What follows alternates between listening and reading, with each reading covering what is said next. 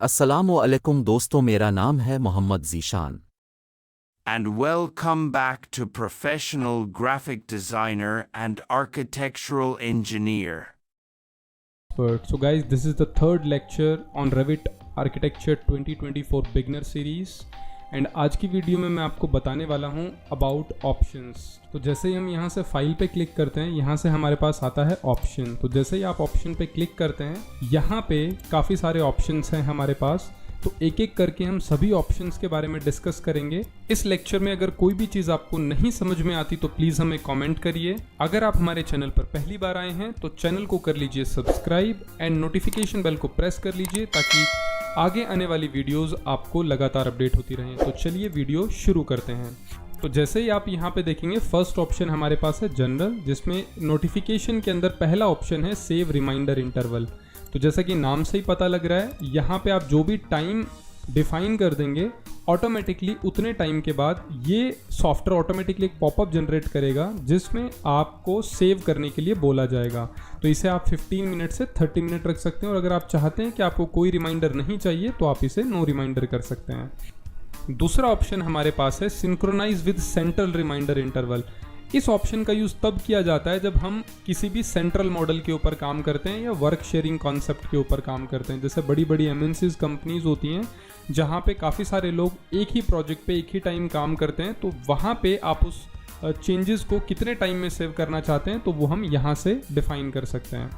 Third option आता है user name. जैसे ही आप यहाँ से अपना ऑटोडेस्क पे स्टूडेंट अकाउंट बनाएंगे और उस अकाउंट को यहाँ से लॉगिन कर लेंगे, तो लॉगिन करने के बाद ये यहाँ पे आपको यूज़र नेम अपीयर होगा। तो यहाँ से आप इसे साइन आउट भी कर सकते हैं, और अगर हम जैसे यहाँ से साइन आउट कर देते हैं, हमने साइन आउट बटन पे क्लिक किया तो आप देख सकते हैं यहाँ पे ये साइन इन मांग रहा है, और यहाँ पे आप कोई भी नाम डाल सकते हैं। तो जैसे आप यहाँ से साइन इन करेंगे, जैसे हमने यहाँ पे साइन इन किया, तो यहाँ से आपको अकाउंट का जो भी नाम है आपका वो आपको डिफाइन करना पड़ेगा। जैसे अब हम यहाँ पे अपना अकाउंट का नाम डाल देते हैं, यूज़र नेम, जो भी हमारा यूज़र नेम है हमने एंटर किया, और यहाँ से हम डाल देते हैं पासवर्ड। जैसे ही आप यहाँ से अपने पासवर्ड डालेंगे, ये वेरिफिकेशन मांगेगा। तो 6 डिजिट के कोड थ्रू कॉल या फिर मैसेज के थ्रू आपको रिसीव होंगे, वो आपको यहाँ पे एंटर करने होंगे। तो जैसे यहाँ पे हमारे पास कॉल आ गया है,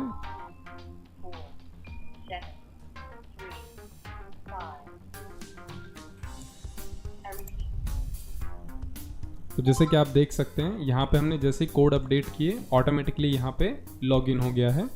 तो लॉगिन करने के काफ़ी सारे फ़ायदे हैं, ये मैं आपको आगे भी बताऊंगा, लेकिन अभी मैं आपको इन शॉर्ट बता देता हूँ कि जैसे आप यहाँ से लॉगिन कर लेंगे तो काफ़ी सारे प्लगइन्स और ऑनलाइन रेंडरिंग, जो कि बहुत ही इंपॉर्टेंट चीज़ है, वो हम आगे फ्री ऑफ कॉस्ट कर पाएंगे, हाई रेजोल्यूशन में रेंडरिंग कर पाएंगे बिना किसी चार्ज के। तो ये मैं आपको इंसिस्ट करूँगा कि आप अपना स्टूडेंट अकाउंट ज़रूर बना लीजिए और यहाँ से इसे लॉगिन करके रखिए।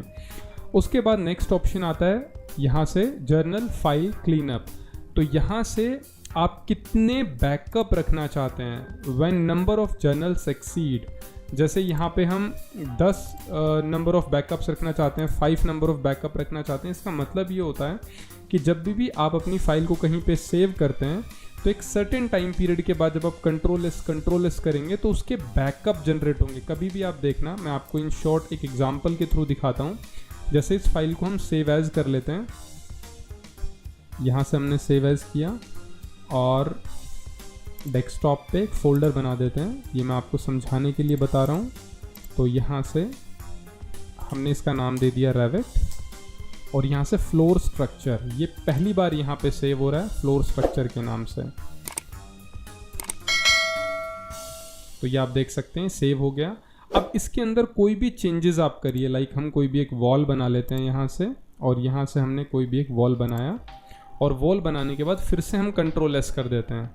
तो आप देखिए जैसे हमने कंट्रोल एस किया, इसका एक बैकअप सेव हो गया। इसी तरह से हम एक कंपोनेंट यहाँ पे रख लेते हैं और फिर से हम कंट्रोल एस करते हैं। तो जनरली आप देखते हैं ऑटोकैड के अंदर क्या होता है कि वो वहीं उसी फाइल को ओवरलैप करता जाता है और वहाँ पे फाइल अपडेट होती रहती है। पर यहाँ पे आप देखेंगे कि 3 बार हमने कंट्रोल एस किया और 2 उसके बैकअप बन गए ऑटोमेटिक। तो यहाँ पे जो ये ऑप्शन है ये इसी चीज़ के लिए है। जैसे आप ऑप्शन में जाएंगे, यहाँ पे आप देख सकते हैं कि मैक्सिमम आपको कितने नंबर रखने हैं वो आप यहाँ पे डिफाइन कर सकते हैं। तो 10 हम रख सकते हैं, 15, 20 जितने भी आपको रखने हैं वो हम रख सकते हैं। लाइक हमने 50 कर दिया तो 50 नंबर तक जाएगा, बट 10 सफिशिएंट है तो हम 10 रख लेते हैं। देन उसके बाद अगर आप करते हैं 10 से ज़्यादा अगर आप करते हैं तो डिलीट जर्नल्स ओल्डर देन, तो ये भी आप बता सकते हैं कि 10 से फाइल जैसे ही ज़्यादा होंगी ऑटोमेटिकली आपकी पुराने वाली फाइल्स यहाँ से डिलीट होना शुरू हो जाएंगी। तो ये जर्नल फाइल क्लीनअप बहुत इंपॉर्टेंट ऑप्शन है, इसको आप यूज़ कर सकते हैं। उसके बाद नेक्स्ट ऑप्शन आता है वर्क शेयरिंग अपडेट फ्रीक्वेंसी।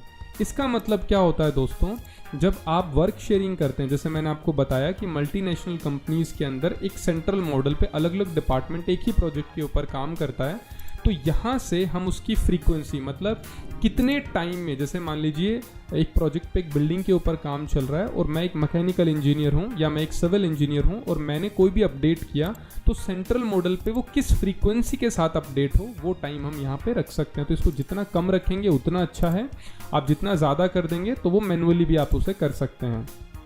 तो यहाँ से वो फ्रीक्वेंसी हम रखेंगे कम से कम ताकि फ्रीक्वेंटली हमारा मॉडल अपडेट होता रहे। उसके बाद नेक्स्ट हमारे पास आता है व्यू ऑप्शन, जिसमें है व्यू डिसिप्लिन। अब व्यू डिसिप्लिन यहाँ पे आप देखते हैं अलग अलग डिसिप्लिन है, like architectural, structural, mechanical, electrical, plumbing और कोऑर्डिनेट। अब गाइज ये डिसिप्लिन क्या होते हैं, जैसे आपने देखा होगा कि रेविट आर्किटेक्चर के अंदर हमारे पास काफ़ी तरह की सेटिंग होती है। लाइक इसके अंदर आपने देखा होगा विजिबिलिटी एंड ग्राफिक्स होता है, ऑब्जेक्ट स्टाइल होता है, डिफ़ॉल्ट व्यूज़ होते हैं। तो जैसे ही आप यहाँ से डिसिप्लिन चेंज करेंगे, लाइक आर्किटेक्चरल करेंगे, तो आपकी जो सेटिंग बिहेवियर है वो ऑटोमेटिकली आर्किटेक्चर में अपडेट हो जाएगा। तो इस तरीके से हमारा जर्नल काम करता है। उसके बाद सेकंड ऑप्शन हमारे पास आता है यूज़र इंटरफेस। यूज़र इंटरफेस के अंदर सबसे पहले आप देखेंगे यहाँ पे हमारे पास है टूल्स एंड एनालिसिस। अब टूल्स एंड एनालिसिस के अंदर आप देखेंगे यहाँ पे हमारे पास टैब्स आ रहे हैं, architectural tab, structural tab, system tab, तो काफ़ी सारे टैब। अब आप पूछेंगे कि किस तरह से काम करते हैं, तो मैं बताता हूँ आपको। देखिए यहाँ से आप देख पा रहे होंगे, मैं आपको दिखाता हूँ, architectural, structural, steel, system, insert, annotation. अब यहाँ पे काफ़ी सारे स्टूडेंट एक ट्रैप में भी फंस जाते हैं। कुछ लोकल इंस्टीट्यूट होते हैं, जैसे वो रेविट सॉफ्टवेयर का तो नाम लेंगे कि हम आपको पूरा रेविट सिखाएंगे, लेकिन वो स्ट्रक्चर के, स्टील के, इस तरह के टैब्स को हाइड करके रखते हैं। तो कैसे हाइड होते हैं ये टैब्स, मैं आपको दिखाता हूँ। देखिए फाइल में आप जाएंगे, ऑप्शन में जाएंगे, और ये आप भी कर सकते हैं अपने लेवल पे। यूज़र इंटरफेस में जाएंगे, हम आर्किटेक्चरल को ऑन कर लेते हैं, स्ट्रक्चर को, और यहाँ से इलेक्ट्रिकल टैब को, मैकेनिकल टैब को और पाइपिंग टैब को हम यहाँ से ऑफ कर देते हैं और यहाँ से कर देते हैं ओके।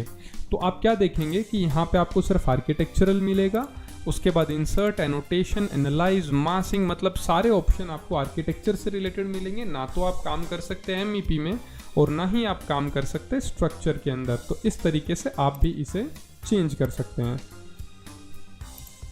अभी हम इसे वापस से ऑन कर देते हैं। इसके बाद नेक्स्ट जो ऑप्शन है, देखिए दोबारा से अपडेट हो गया है। नेक्स्ट जो ऑप्शन है हमारे पास वो इसी के अंदर है, यूज़र इंटरफेस में कीबोर्ड शॉर्टकट। देखिए गाइस, कीबोर्ड शॉर्टकट क्या होता है, जब आप कस्टमाइज पे क्लिक करते हैं तो आप देखते हैं कि बहुत सारे कमांड्स के रेविट आर्किटेक्चर में आपको शॉर्टकट मिलेंगे। लाइक अगर हमें वॉल कमांड चाहिए तो हम यहाँ पे वॉल लिखते हैं और आप देखेंगे वॉल के लिए शॉर्टकट है WA।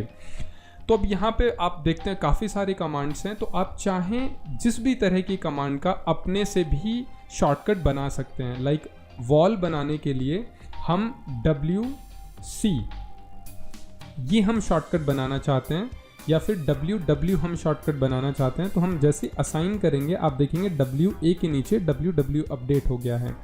तो जैसे ये अपडेट होगा आप इसे ओके कर दीजिए, ओके कर दीजिए।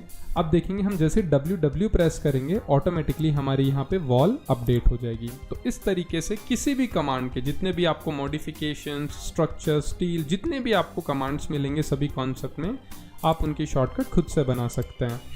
उसके बाद गाइज नेक्स्ट ऑप्शन हमारे पास आता है डबल क्लिक ऑप्शन। अब ये डबल क्लिक ऑप्शन क्या होता है, तो जैसे ही आप किसी ऑब्जेक्ट पर डबल क्लिक करते हैं तो वहाँ पे क्या अपडेट होता है वो हम यहाँ से ऑपरेशन सेट कर सकते हैं। लाइक स्टेयर का हम कोई भी एग्जांपल ले लेते हैं। यहाँ पे ग्रुप है, असेंबलीज है, outside views on sheet, inside views, scheduling in sheet, sketched element and family, काफ़ी सारे ऑप्शंस हैं। तो मैं एक एग्जांपल लेके यहाँ पे आपको दिखाता हूँ। स्टेयर का हम एग्जांपल ले लेते हैं कि अभी स्टेयर में जब हम डबल क्लिक करेंगे तो डबल क्लिक करने के बाद एक्शन क्या होगा, एडिट एलिमेंट। तो हम एक बार चेक करके देख लेते हैं कि ऐसा कोई एक एक्शन होता है क्या। तो यहाँ से हमारे पास स्टेयर है और यहाँ से हम फर्स्ट ऑप्शन क्लिक करते हैं, सेकंड ऑप्शन क्लिक करते हैं। क्लिक करने के बाद हमने ओके किया। ओके करने के बाद आप देखेंगे इस तरह से ये हमारी स्टेयर आ चुकी है। तो जैसे आप डबल क्लिक करेंगे स्टेयर के ऊपर, आप देखेंगे ऑटोमेटिकली हमारी स्टेयर जो है वो एडिट के लिए ऑप्शन यहाँ पे अपडेट हो गया है। आप किसी भी तरह का एडिट अगर इसमें करना चाहते हैं तो हम डायरेक्टली वो एडिट कर सकते हैं। तो यहाँ पे आप देखिए हमें यहाँ पे बेस ऑफसेट करना है, टॉप, सेंटर, जो भी चेंजेस करने हैं वो चेंजेस हम फ्रीक्वेंटली यहाँ से डिफाइन कर सकते हैं। इवन इस स्टेयर को कन्वर्ट करना है तो हम कन्वर्ट भी कर सकते हैं। तो हर तरह का एडिट यहाँ पॉसिबल है। लाइक यहाँ से हम इसमें चेंज कर देते हैं, मैं आपको दिखाता हूँ। लाइक ये पाथ हमारे पास है और इसको हमने यहाँ से चेंज किया। यहाँ से हम ले लेते हैं आर्क, ये हमारा फर्स्ट पॉइंट है। एंड देन इसी ट्रेजेक्टरी में हम थोड़ा इसको एक्टिवेट कर लेते हैं, टॉप व्यू को, तो आप ज़्यादा अच्छे से काम कर पाएंगे। ये देखिए इस तरह से। तो एक ट्रेजेक्टरी हम इधर ले लेते हैं और इसी का मिरर कर लेते हैं दूसरी डायरेक्शन में। तो यहाँ से हमने इसका मिरर कर लिया, तो ये परफेक्ट हो गया। आप जैसे ही ओके करेंगे तो अब देखिए डबल क्लिक करके हमने एडिट किया और पूरी तरह से हमने हमारी स्टेयर की जो शेप है उसको पूरी तरह से हमने चेंज कर दिया। तो रिज़ल्ट आप कुछ इस तरह से देखेंगे, ये देखिए। तो ये हमारा जो चेंज है वो इजीली हम डबल क्लिक करके कर पाए थे। अब अगर हम इसमें चेंज करना चाहते हैं लेकिन हम डबल क्लिक ऑपरेशन को बंद कर देते हैं, तो आप क्या देखेंगे, लाइक जैसे हम इंटरफेस पे गए, यहाँ से डबल क्लिक को हमने यहाँ से कर दिया डू नथिंग, मतलब जब भी आप अब डबल क्लिक करेंगे स्टेयर पे तो कुछ भी नहीं होगा। तो अब हम डबल क्लिक करते हैं, आप देखिए कुछ भी नहीं हो रहा है। डबल क्लिक कर रहे हैं, कुछ भी नहीं हो रहा है। डबल क्लिक कर रहे हैं, कुछ नहीं हो रहा है। तो इस तरीके से आप इन ऑप्शंस को चेंज कर सकते हैं और जो भी ऑपरेशन आप चाहते हैं यहाँ पे कस्टमाइज करके, अब इसको पहले की तरह हम एडिट कर देते हैं। इसी तरह से फैमिली में जब आप डबल क्लिक करेंगे तो क्या होता है, उसको आप एडिट टाइप भी कर सकते हैं और डू नथिंग, कुछ भी ऑपरेशन नहीं करना चाहते वो भी डिफाइन कर सकते हैं। तो इतना करने के बाद अब देखिए डबल क्लिक करिए तो वापस से ये एडिट हो रहा है इजीली। तो इस तरह से आप ये ऑपरेशन यूज़ कर सकते हैं। नेक्स्ट इसके अंदर फिर हमारे पास आता है, आप देख सकते हैं यहाँ पे है टूल टिप असिस्टेंस। अब ये टूल टिप असिस्टेंस क्या होता है मैं आपको बताता हूँ। देखिए अभी हमने टूल टिप असिस्टेंस को हम कर देते हैं यहाँ से नन और ओके कर देते हैं। अब ओके करने के बाद मैं अपने कर्सर को इस वॉल के ऊपर लेके जाता हूँ और देखिए यहाँ पे कुछ भी अपडेट नहीं हो रहा, मतलब हमारा कर्सर इस वॉल के बारे में कोई भी आइडेंटिटी हमें नहीं दे रहा है, इन्फॉर्मेशन नहीं दे रहा है। वॉल पे स्टेयर पे जा रहे हैं तो भी नहीं बता रहा है, रूफ पे जा रहे हैं तभी भी नहीं बता रहा है, और यहाँ पे स्टील स्ट्रक्चर पे जा रहे हैं तो भी नहीं बता रहा है। तो अभी हम क्या करेंगे, हमें इसके बारे में टूल टिप्स का जो ऑप्शन हमारे पास है यहाँ पे, हम इसको यहाँ पे कर देते हैं टूल टिप्स को हाई, मतलब हमें हर तरह की इन्फॉर्मेशन असिस्टेंस चाहिए, हमें इन्फॉर्मेशन असिस्टेंस चाहिए। तो अब जैसे कर्सर लेके जाएंगे ये देखिए पूरी डिटेल आ गई है, कंप्लीट डिटेल आ गई है। वॉल, बेसिक वॉल, जेनेरिक 8.2, तो ये पूरी डिटेल आ गई यहाँ पे। 8 इंच वॉल है इस तरह से, ये स्टेयर है तो स्टेयर के बारे में डिटेल आ जाएगी। रेलिंग पे जाएंगे तो रेलिंग के बारे में पूरी डिटेल आ जाएगी। तो अभी कितना डिटेल में चाहिए तो आप इसे हाई रखेंगे, मैं रिकमेंड करूंगा कि आप इसे हाई रखें। बाकी आप इसे मिनिमल भी रख सकते हैं तो कम इन्फॉर्मेशन मिलेगी, नॉर्मल में थोड़ा एवरेज इन्फॉर्मेशन मिलेगी। तो इस तरह से आप इन्हें यूज़ कर सकते हैं। उसके बाद नेक्स्ट ऑप्शन यहाँ पे है enable recent file list at home. Guys इसका मतलब क्या होता है कि जब भी आप यहाँ से देखते हैं, यहाँ से आप देखते हैं रीसेंट फाइल अपडेट होती रहती है। तो अगर आप इस ऑप्शन को यहाँ से ऑफ कर देंगे तो रीसेंट फाइल्स आपको अपडेट होती हुई नहीं अपीयर होंगी। तो वो ऑप्शन आप यहाँ से ऑफ कर सकते हैं इसे, बट मैं आपको रिकमेंड करूँगा आप इसे ऑन ही रखें। उसके बाद नेक्स्ट ऑप्शन आता है यहाँ पे हमारे पास रिबन टैब स्विचिंग बिहेवियर। अब रिबन टैब स्विचिंग बिहेवियर के अंदर भी दो ऑप्शन है, project environment and family editor. अब इसके अंदर देखिए एक ऑप्शन हमारे पास है stay on the modified tab and return to the previous tab. इसका मतलब होता है कि जब भी आप फैमिली एडिटर में काम कर रहे हैं तो फिनिश करने के बाद आप वहाँ से स्टे मतलब मॉडिफाइड टैब पे रहना चाहते हैं, रिटर्न टू द प्रीवियस जो भी आपका प्रीवियस टैब था वहाँ रहना चाहते हैं, तो आप यहाँ से इसे यहाँ से आप इसे चूज़ कर सकते हैं। उसके बाद ये ऑप्शन इंपॉर्टेंट है, मैं आपको दिखाता हूँ यहाँ पे। एक्टिव थीम विजुअल एक्सपीरियंस में आपको मिलेगा, जिसमें अगर आप इसे डार्क कर देंगे और ओके करेंगे तो आप देखेंगे आपकी जो थीम है यहाँ पे ये डार्क हो चुकी है ऊपर से, ये आप देख सकते हैं टॉप में। वापिस से हमें यहाँ से लाइट करना है तो ऑप्शन में जाएंगे और इसको यहाँ से हम लाइट कर सकते हैं। तो हम यहाँ से गए यूज़र इंटरफेस में, हमने किया लाइट एंड देन ओके, तो ये देखेंगे लाइट हो गया है। इसी तरह से फ्रेंड्स जो थर्ड ऑप्शन हमारे पास यहाँ पे है विच इज़ ग्राफिक्स। अब ग्राफिक्स के अंदर आप देखेंगे सबसे पहले है allow navigation during read draw, इसे हम चेक रखेंगे। नेविगेशन फ्लेक्सिबिलिटी के लिए दोनों ऑप्शन ऑन रखेंगे। Simplify display during view navigation, इसे भी ऑन रखेंगे। अब यहाँ पे ग्राफिक मोड में है स्मूथिंग लाइंस विद एंटी अलाइजिंग, इस ऑप्शन को भी हम ऑन रखेंगे। Improve the quality of line in views, इसके लिए। फिर यहाँ पे एक पहला ऑप्शन आता है कलर्स के अंदर वाइटनिंग, मतलब आप देख सकते हैं जो बैकग्राउंड कलर है हमारा वो वाइट है, तो वाइटनिंग से हटा के हम यहाँ से कोई भी डिफरेंट कलर अगर बनाना चाहें तो खुद से भी बना सकते हैं। यहाँ पे HSL है, इसके थ्रू भी बना सकते हैं। RGB है, इसके थ्रू भी बना सकते हैं, जो भी आपको बैकग्राउंड चाहिए। अभी कोई भी हम एक डिफ़ॉल्ट कलर लेते हैं, ऐड करते हैं और ओके कर देते हैं। जैसे आप यहाँ से ओके करेंगे तो आपके बैकग्राउंड में कलर अपडेट हो जाएगा, ये देखिए इस तरह से। तो जो भी कलर आपको अपडेट करना है वो कलर आप यहाँ से अपडेट कर सकते हैं। Apart from that next option यहाँ पे इसी से रिलेटेड हमारे पास है सिलेक्शन। अभी मैं इसे वाइट कर देता हूँ वापस से। नेक्स्ट ऑप्शन हमारे पास है सिलेक्शन। जब भी आप किसी स्केच को या मॉडल को सेलेक्ट करते हैं तो बाय डिफ़ॉल्ट इसका कलर आता है दिस वन। इसे आपको अपडेट करना है, चेंज कर सकते हैं, प्री सिलेक्शन चेंज कर सकते हैं। कोई भी जब इंटरफेरेंस हमारे पास जैसे वॉल और विंडो के बीच में इंटरफेरेंस है तो वहाँ पे आपको अलर्ट आता है। अलर्ट में ऑटोमेटिकली कलर जो है वो इस तरह का हो जाता है और कैलकुलेटिंग के अंदर इस तरह का हो जाता है। तो जो भी कलर आप अपने हिसाब से, अपने फ्लेक्सिबिलिटी, अपनी अंडरस्टैंडिंग के हिसाब से यहाँ से कोई भी कलर आप फाइनलाइज कर सकते हैं। उसके बाद गाइज नेक्स्ट ऑप्शन, अभी मैं इसे अपडेट कर देता हूँ। नेक्स्ट ऑप्शन जो हमारे पास है वो ऑप्शन है अबाउट डायमेंशन। तो ये डायमेंशन से रिलेटेड है ग्राफिक्स में। जब बाय डिफ़ॉल्ट आप कोई भी टेक्स्ट इंसर्ट कराते हैं तो उसका साइज़ क्या रखना है, जब भी कोई डायमेंशन आप जनरेट करेंगे तो उसका साइज़ क्या रखना है। और यहाँ पे मैं आपको डिफरेंस बताऊंगा बैकग्राउंड और ओपेक के अंदर क्या डिफरेंस है। तो देखिए सबसे पहले मैं इसे ओपेक रखता हूँ और इसे ओके कर देता हूँ और टेम्परेरी डायमेंशन आपको जनरेट करके दिखाता हूँ। देखिए जैसे हम इस वॉल को सेलेक्ट करते हैं तो देखिए जितनी भी टेम्परेरी डायमेंशंस आपको दिख रही हैं वहाँ पे ओपेक मतलब जो इसका बैकग्राउंड है वो वाइट कलर में आपको हाईलाइट हो रहा होगा। जैसे ही हम इसे ट्रांसपेरेंट कर देंगे, और इसका जो साइज़ है वो अभी 8 है तो इसलिए बहुत छोटा दिख रहा है टेक्स्ट, तो हम ये साइज़ भी बढ़ा सकते हैं और पीछे का जो वाइटनिंग आ रहा है इसे भी हटा सकते हैं। हम इसे ओपेक से ट्रांसपेरेंट कर देंगे।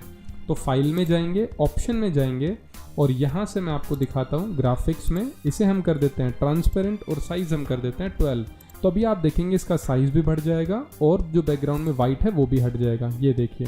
तो इस तरह से आप ये चेंज कर सकते हैं। ये देखिए अभी कोई वाइटनिंग यहाँ पे बैकग्राउंड में शो नहीं हो रहा है, लेकिन फिर भी मैं आपको रिकमेंड करूँगा स्टैंडर्ड सेटिंग के अकॉर्डिंग कि जब भी आप यहाँ से सेटिंग करें तो बाय डिफ़ॉल्ट हम डायमेंशन को ओपेक ही रखें ताकि जो क्लैरिटी है डायमेंशन की वो आपको बराबर मिलती रहे। इसके बाद जो नेक्स्ट ऑप्शन हमारे पास आता है वो आता है यहाँ से हार्डवेयर। हार्डवेयर के अंदर आपको पूरी इंफॉर्मेशन मिलेगी about graphic card and graphic drives. तो आप देख सकते हैं मैं अभी जो ग्राफिक कार्ड यूज़ कर रहा हूँ वो है AMD का Radeon R5 M430। उसके अलावा जो ड्राइवर वर्जन है इसका वो आप देख सकते हैं ये है C031576 और स्टेटस इसका भी है अनटेस्टेड। दूसरा यहाँ से आप हार्डवेयर एक्सेलरेशन को ऑन रखेंगे। क्यों? क्योंकि जब भी आप यहाँ से आप देख सकते हैं improve performance when you navigate the model. अगर आप हार्डवेयर एक्सेलरेशन को ऑफ रखते हैं तो जो परफॉर्मेंस है ग्राफिक्स की वो काफ़ी पुअर हो जाएगी। तो अगर ग्राफिक कार्ड आपके सिस्टम में इंस्टॉल है, पहली बात तो ये कि अगर ग्राफिक कार्ड है ही नहीं तो ये ऑप्शन आपका ऑन नहीं होगा। अगर होगा भी तो परफॉर्मेंस वहाँ पे अच्छी बिल्कुल भी नहीं आएगी सिस्टम की। और अगर आप ग्राफिक कार्ड यूज़ करते हैं तो डेफिनेटली आप इन ऑप्शंस को ऑन करके रखें। नेक्स्ट ऑप्शन आता है file location which is quite interesting. ये कैसे इंटरेस्टिंग है मैं आपको बताता हूँ। देखिए यहाँ से दो चीज़ें हैं, मैं इसको दो हिस्सों में कैटेगराइज करता हूँ। पहला हमारा टेम्पलेट है बाय डिफ़ॉल्ट जब हम नया प्रोजेक्ट लेते हैं उसके बारे में, और दूसरा है जब सॉफ्टवेयर के अंदर हम काम करते हैं और उससे रिलेटेड जो हमारी स्टैंडर्ड टेम्पलेट्स होती हैं उसके बारे में। तो सबसे पहले हम ये वाला पोर्शन देखते हैं। देखिए अभी हमने रेजिडेंशियल डिफ़ॉल्ट, डिफ़ॉल्ट इंचेस और डिफ़ॉल्ट मैट्रिक 3 फाइल को इंसर्ट किया हुआ है। तो जब भी आप कोई नया प्रोजेक्ट लेंगे, मैं आपको दिखाता हूँ, नया प्रोजेक्ट लेंगे तो आप देखेंगे ये 3 फाइल ही यहाँ पे इंसर्ट होंगी, रेजिडेंशियल डिफ़ॉल्ट, डिफ़ॉल्ट इंचेस और डिफ़ॉल्ट मैट्रिक। अगर इसके अलावा आप और भी नंबर ऑफ़ फाइल्स यहाँ पे ऐड करना चाहते हैं, लाइक आप स्ट्रक्चरल मॉडल बनाना चाहते हैं, आप मैकेनिकल या प्लम्बिंग से रिलेटेड काम करना चाहते हैं या कमर्शियल मॉडल बनाना चाहते हैं, तो उनकी टेम्पलेट्स भी आपको बाय डिफ़ॉल्ट मिल जाएंगी। कैसे काम करते हैं मैं दिखाता हूँ आपको। आप ऑप्शन में आएंगे, ऑप्शन में आने के बाद यहाँ से आपको जाना है फाइल लोकेशन पे और यहाँ से आपको ऐड कर देना है। ऐड करने के बाद अभी आप देख सकते हैं हमारे पास यहाँ पे स्टैंडर्ड टेम्पलेट्स का फोल्डर जो है वो यहाँ पे नहीं है, तो डॉक्यूमेंट्स के अंदर अभी मैंने यहाँ पे रखा हुआ है। तो आप देख सकते हैं रेजिडेंशियल हमारे पास है, प्लम्बिंग हमारे पास है, अलग अलग है। तो मैं रेजिडेंशियल ऐड कर लेता हूँ। रेजिडेंशियल पहले से भी था तो इसे माइनस करके मैं हटा भी सकता हूँ, दोबारा से प्लस ऐड किया। मुझे एक इलेक्ट्रिकल चाहिए तो यहाँ पे इलेक्ट्रिकल आ गया। इसी तरह से मुझे एक यहाँ से चाहिए कंस्ट्रक्शन डिफ़ॉल्ट, तो ये कंस्ट्रक्शन डिफ़ॉल्ट भी आ गया। और एक यहाँ से मुझे चाहिए प्लम्बिंग, तो यहाँ से मैं प्लम्बिंग भी ले सकता हूँ। तो जैसे मैंने ओपन किया तो आप देख सकते हैं काफ़ी सारी फाइल्स आ गई हैं। तो अब जब भी हम यहाँ से डिफ़ॉल्ट प्रोजेक्ट पे जाएंगे और नई फाइल लेंगे तो आपको ये सभी फाइल्स यहाँ पे अपडेट होंगी। तो आप भी इस तरह से इन सभी फाइलों को अपडेट कर सकते हैं। अगर आपके पास इन फाइल्स के डिफ़ॉल्ट टेम्पलेट्स नहीं हैं तो आप मुझे कमेंट करिए, मैं डेफिनेटली उसका रिप्लाई करूँगा और ये फाइल्स आपको प्रोवाइड करूँगा। तो यहाँ से आप इस तरह से काम कर सकते हैं। यहाँ से नेक्स्ट ऑप्शन हमारे पास है default path for user files. तो यूज़र फाइल्स में आप देखेंगे जब भी हम कोई भी कंपोनेंट वगैरह इंसर्ट करेंगे तब क्या डायरेक्टरी पे हमारा मॉडल जाता है। और ये मैं गारंटी से कह सकता हूँ रेविट पे काम करने वाले बहुत सारे लोगों को ये प्रॉब्लम्स आती है और आज के बाद ये प्रॉब्लम आपको बिल्कुल नहीं आने वाली। ये कैसे होता है देखिए मैं बताता हूँ आपको। ये प्रॉब्लम क्या आती है लोगों को कि जैसे ही वो यहाँ से लाइक मान लीजिए कंपोनेंट पे क्लिक करते हैं, एडिट पे क्लिक करते हैं और लोड करते हैं, तो लोड करते हैं तो ये कहीं पे भी ओपन हो जाता है, कहीं पे भी खुल जाता है और फिर आपको ढूंढना पड़ता है, अपनी डायरेक्टरी फाइल को बार बार ढूंढना पड़ता है। तो अब मैं आपको एक सॉल्यूशन बताने वाला हूँ जिससे आपको ये प्रॉब्लम कभी नहीं आएगी। तो उसके लिए आपको क्या करना है, यहाँ से आपको ऑप्शन में जाना है और यहाँ से आपको फाइल लोकेशन में ब्राउज बटन पे क्लिक करना है और आपको अपनी फाइल का लोकेशन दे देना है। लाइक जैसे हम वहाँ पे डायरेक्टरी डिफाइन कर देंगे। मैं आपको एक एग्जांपल दिखाता हूँ। जैसे यहाँ पे लाइक हम फैमिली पे क्लिक करेंगे तो आप देखेंगे बाय डिफ़ॉल्ट हमारा वो वाला फोल्डर ओपन हो गया है इस तरह से। अब जैसे हम कोई भी नई फाइल बनाना चाहते हैं, हम कोई भी नया कंपोनेंट बनाना चाहते हैं, तो नया कंपोनेंट बनाने के लिए हमें पहले उसकी एक ब्लैंक टेम्पलेट चाहिए। तो ब्लैंक टेम्पलेट के लिए यहाँ पे आप देख सकते हैं, यहाँ पे हमारे पास स्टार्ट फाइल है, यहाँ पे इंग्लिश आई। तो ये इस तरह से हम यहाँ से स्टार्ट फाइल ले सकते हैं और जिसमें भी हमें चेंज करना है, लाइक हमें या कोई भी नया डिज़ाइन बनाना है, जेनरिक मॉडल बनाना है तो यहाँ से बना सकते हैं। डोर, विंडो, ब्लस्टर जो भी बनाना है वो यहाँ से डिफ़ाइन कर सकते हैं। तो इस तरीके से काम करता है हमारा option regarding this one, default path for user files. तो इस तरह से ये कंप्लीट फाइल लोकेशन काम करता है। बहुत इंटरेस्टिंग है और यूज़फुल है, इसे आप यूज़ कर सकते हैं। उसके बाद नेक्स्ट ऑप्शन आता है रेंडरिंग। यहाँ पे हम एडिशनल रेंडर अपीयरेंस पाथ, तो यहाँ पे हम पाथ बताते हैं एडिशनल रेंडरिंग के लिए, तो आप डिफाइन कर सकते हैं यहाँ से। और यहाँ पे आप वाटरमार्क के लिए लोकल गेट मोर आरपीसी, यहाँ पे जाके आप एडिशनल ऐप इंस्टॉल कर सकते हैं। तो ये रेंडरिंग से रिलेटेड पोर्शन आपका यहाँ पे सॉल्व होगा। कोई भी फाइल आपको ऐड करनी है तो यहाँ पे क्लिक करो, यहाँ पे जाके ब्राउज पे क्लिक करो और यहाँ से आप उसको ऐड कर सकते हो डायरेक्टरी को। उसके बाद नेक्स्ट ऑप्शन आता है चेक स्पेल। चेक स्पेल के अंदर क्या होता है, देखिए सेटिंग में जैसे ही आप जाते हैं तो सेटिंग में सबसे पहले मैं आपको इन ऑप्शंस के बारे में बताता हूँ। लाइक जैसे ये ऑप्शन हम देखते हैं, ये मैं ऑन कर देता हूँ, इग्नोर कैपिटलाइज्ड वर्ड्स ऑटोडेस्क, या फिर ignore words with mixed cases, find repeated works, ignore words in upper case DWG। इन सब लाइक हमने इसे ऑन कर दिया तो अब ये हमेशा इस चीज़ को इग्नोर करेगा, या फिर इस तरीके से ऑटोडेस्क इग्नोर कैपिटलाइज वर्ड्स या इस तरीके से इसे इग्नोर करेगा। लाइक इसे हम ऑफ कर देते हैं। अब मैं किस तरह से काम करता है मैं उसका एक आपको एग्जांपल दिखाता हूँ, क्योंकि ये सारा डिक्शनरी से रिलेटेड वर्क है, स्पेलिंग से रिलेटेड वर्क है। इसे रिस्टोर करना है, रिस्टोर कर सकते हैं। डिक्शनरी हमारे पास इंग्लिश है, अमेरिकन इंग्लिश, और यहाँ पे हमारे पास दो चीज़ें हैं, पहली डिक्शनरी है custom.dic और दूसरा है revit.enu.dic। अब revit.enu.dic जो है वो हमारी बिल्डिंग डिक्शनरी है, बिल्डिंग से रिलेटेड वर्ड्स जो होते हैं उनकी डिक्शनरी है, ये डिफ़ॉल्ट डिक्शनरी है। अब ये काम कैसे करता है देखिए, मैं आपको ऑटोडेस्क का ये एग्जांपल देके दिखाता हूँ। लाइक यहाँ से एनोटेशन में गए, टेक्स्ट में गए और यहाँ से हमने लिख दिया, थोड़ा अजीब तरीके से लिखते हैं। अब आपने कभी भी इस तरह से ऑटोडेस्क लिखा हुआ नहीं देखा होगा, तो जैसे आपने यहाँ पे लिखा, यहाँ से चेक स्पेलिंग पे जाते हैं तो देखिए ऑटोमेटिकली इसको ये एरर कंसिडर कर रहा है। तो ये देखिए यहाँ पे इसे ऑल्टरनेट, बिल्कुल परफेक्ट ऑल्टरनेट इसने दिया है, तो हम यहाँ से इसे चेंज कर सकते हैं, चेंज ऑल। तो आप देखेंगे ये ऑटोमेटिकली इसने इसे करेक्ट कर दिया। तो इस तरीके से डिक्शनरीज काम करती हैं। इसके बाद नेक्स्ट ऑप्शन हमारे पास आता है स्टीयरिंग व्हील। अब स्टीयरिंग व्हील के अंदर बेसिक ऑप्शंस आप यहाँ पे देख सकते हैं। दूसरा यहाँ पे आप देख सकते हैं बिग स्टीयरिंग व्हील अपीयरेंस। तो जो स्टीयरिंग अपीयरेंस है इसे आप यहाँ से लार्ज कर सकते हैं। ओपेसिटी मतलब डार्कनेस है, उसको बढ़ाना है, बढ़ा सकते हैं, लाइक 90 कर दिया हमने। जैसे आप ओके करेंगे आप देखेंगे यहाँ से जब भी आप स्टीयरिंग व्हील लेंगे तो ये देखिए काफ़ी बड़ा यहाँ पे आपको अपीयर हो रहा है, काफ़ी डार्क अपीयर हो रहा है। अगर हम यहाँ से इसे कर देते हैं नॉर्मल और यहाँ से कर देते हैं 25% या 50%, अब यहाँ से आप लेके देखिए, ये देखिए अब ये नॉर्मल स्टैंडर्ड व्यू आ रहा है यहाँ पे स्टीयरिंग व्हील का। तो इस तरह से आप स्टीयरिंग व्हील की सेटिंग जो बाय डिफ़ॉल्ट सेटिंग है उसमें भी आप चेंज कर सकते हैं। उसके अलावा यहाँ पे मिनी व्हील जो आता है, छोटा व्हील, मिनी व्हील कब आता है, यहाँ से हम मिनी व्हील भी एक्टिवेट कर सकते हैं। क्लिक करिए मिनी व्हील, ये देखिए ये मिनी व्हील है। तो इसकी सेटिंग में भी अगर हमें चेंज करना है तो वो भी हम यहाँ से चेंज कर सकते हैं। मिनी व्हील के लिए आप देख सकते हैं मिनी व्हील का जो साइज़ है लार्ज कर सकते हैं, 75 कर दिया हमने, ओके। तो जब भी आप मिनी व्हील लेंगे ये देखिए साइज़ भी बढ़ गया है और डार्कनेस भी बढ़ गई है। तो इस तरीके से हम इन ऑप्शंस पे काम कर सकते हैं। उसके बाद नेक्स्ट ऑप्शंस यहाँ पे आते हैं, लाइक वॉक टूल है हमारे पास, move parallel to ground player, तो ग्राउंड प्लेन। तो यहाँ से आप इसकी स्पीड फैक्टर को भी चेंज कर सकते हैं ईजिली, जो भी आप चेंज करना चाहते हैं।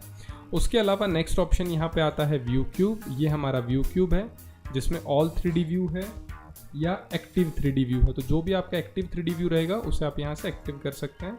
ऑन स्क्रीन पोजीशन हमें राइट में चाहिए, लेफ्ट में चाहिए, लाइक बॉटम राइट कर दिया तो ऑटोमेटिकली बॉटम राइट में आ जाएगा। तो इस तरह से आप इसे चेंज कर सकते हैं। उसके बाद नेक्स्ट ऑप्शन यहाँ पे हमारे पास आता है,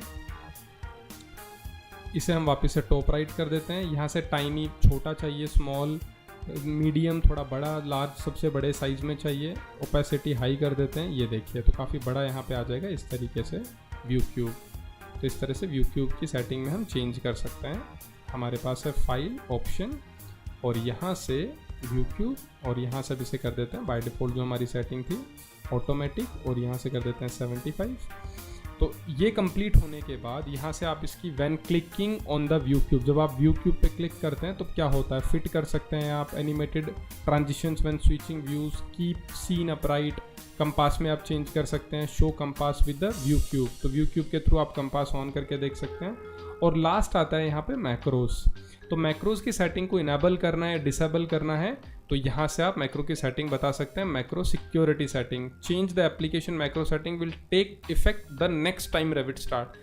यहाँ से जो भी आप सेटिंग चेंज करेंगे वो एक्टिवेट तब होगी जब आप नेक्स्ट टाइम रेविट आर्किटेक्चर शुरू करेंगे। So guys this is all about the options. अगर कोई भी आपका कंसर्न है इससे रिलेटेड तो मेक श्योर आप हमें कमेंट करिए। वीडियो कैसा लगा ये आप हमें ज़रूर बताइए। अगर वीडियो अच्छा लगा तो अपने दोस्तों के साथ शेयर कीजिए और आप हमें सपोर्ट भी कर सकते हैं। So guys thank you so much for watching this video. Bye bye and take care.